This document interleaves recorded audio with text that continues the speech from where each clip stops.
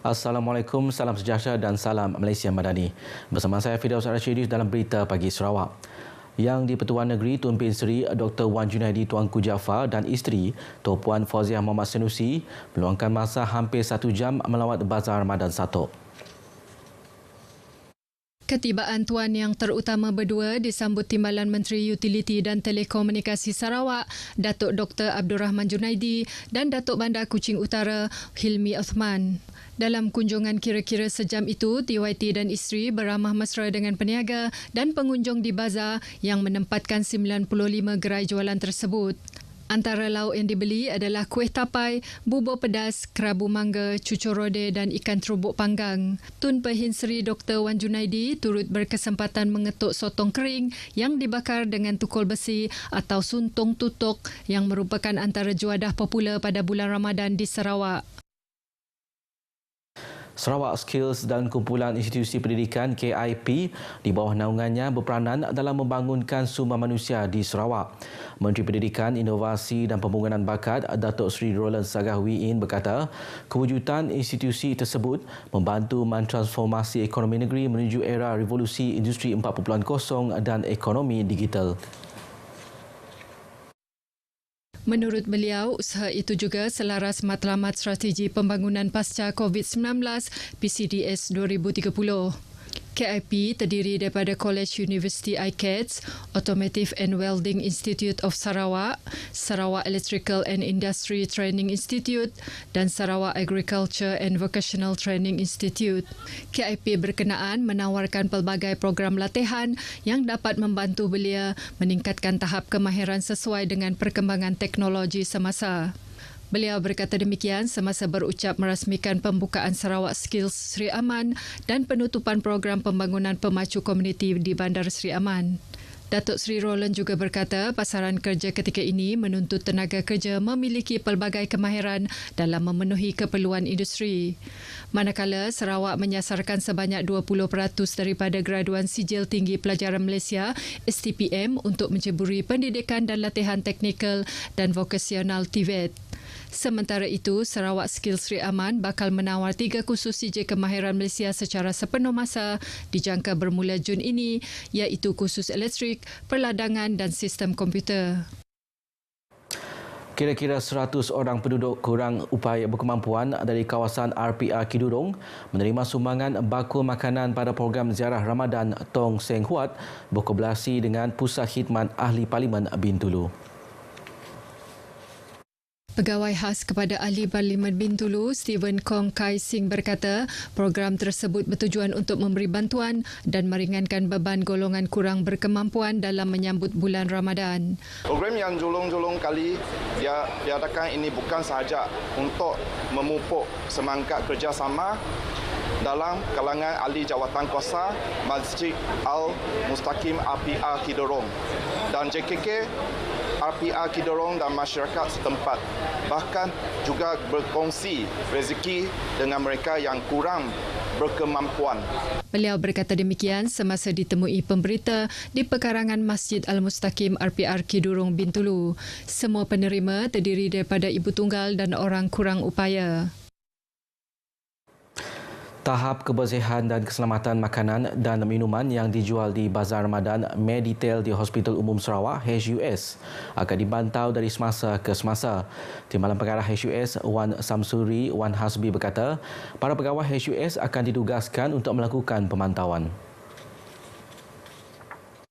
Jelasnya, para peniaga yang menyertai jualan di bazar tersebut juga telah diingatkan untuk mematuhi garis panduan pelaksanaan operasi Ramadan yang ditetapkan oleh Kementerian Kesihatan.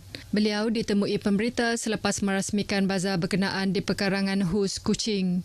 Menurut Wan Samsulri, dengan adanya pembukaan bazar itu, ia diharap memudah dan memberi keselesaan kepada kaki tangan HUS serta orang ramai, terutama mereka yang menjaga pesakit mendapatkan pelbagai pilihan makanan. Bazar Ramadan Meditail menyediakan hampir 40 tapak jualan minuman dan buahan, kuih muih serta lauk pauk. Ia akan beroperasi sehingga 9 April ini bermula pukul 2 petang hingga 7 malam. Program Lantern YFM, anjuran YFM RTM Kuching menyantuni beberapa pendengar setia serta artis veteran di sekitar Bandaraya Kuching dan Semarahan. Menurut pengurus YFM Monica Midi, program tersebut adalah bagi memastikan tiada individu yang tersisih pada musim Lantern. Memasuki tahun kedua, program ini diadakan bersempena Prapaskah yang diraihkan oleh penganut Kristian pada musim Lantern. Jelasnya, program turun padang itu disertai barisan juruhebah dan personaliti YFM Iban bagi mendekati beberapa artis veteran Iban, ibu tunggal dan orang kurang upaya. Bagi Christopher Kelly, artis radio Sarawak yang popular dengan lagu Bunga Layu dan Tucu Manis, beliau amat terharu kerana kunjungan YFM tersebut menunjukkan sumbangan beliau selama ini dalam industri lagu Iban masih diingati. Sulai tinu tu bungai, bungainya habis madu, kesulai terbaik.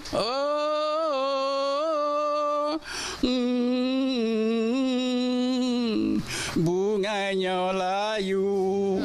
Rindu gagak ko, laban orang ingat kaku dah. Awalnya sini pemana kita tadi lagi ingat kaku. Tadi aku tu dah tuai, tadi aku lama nak pergi lagi, dan kita lagi ibu aku nyalai kemari besar. Terima kasih kepada saya semua belah kita. Beliau yang juga penerima anugerah bintang legenda pada Anugerah Seniman Muzik Sarawak 2020 berharap program murni yang dianjurkan itu dapat diteruskan pada masa akan datang.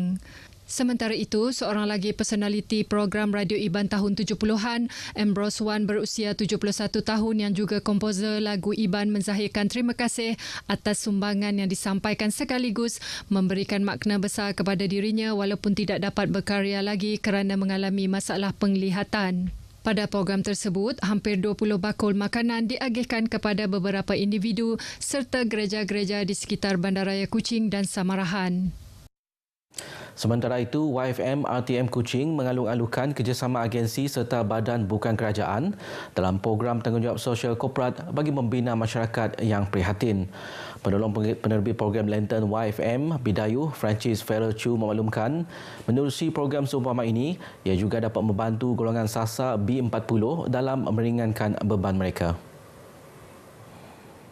Seperti CSR yang mana membantu meringankan beban-beban mereka yang memerlukan, dan saya sangat berharap pada waktu hadapan ataupun di masa hadapan program ini boleh diteruskan lagi dan harus diteruskan lagi untuk membantu mereka yang kurang berkemampuan.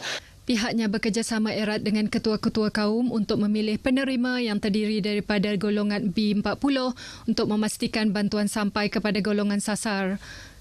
Beliau ditemui pemberita selepas menyampaikan sumbangan bakul makanan kepada 15 penerima dari 3 buah kampung iaitu Kampung Sinjok, Kampung Tijirak dan Kampung Sigak di Dewan Serbaguna Kampung Sinjok Siburan.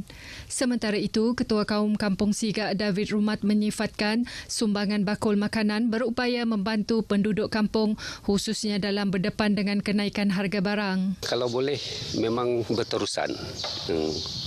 Untuk meringankan beban mereka, ya. Sebab kita tahu pun especially yang sekarang ni harga barang pun dah naik, sedangkan mereka ni semuanya petani dan hasil dari kebun mereka kalau ada orang jual pun sangat payah ada orang nak jual. Beliau berterima kasih kepada pihak RTM dan Kementerian Perdagangan Dalam Negeri dan Kos Sara Hidup atas penganjuran program itu dan berharap ia dapat diteruskan pada masa akan datang. Seorang remaja lelaki ditahan di Jalan Kubu Mukah dipercayai memiliki dadah jenis metafetamin.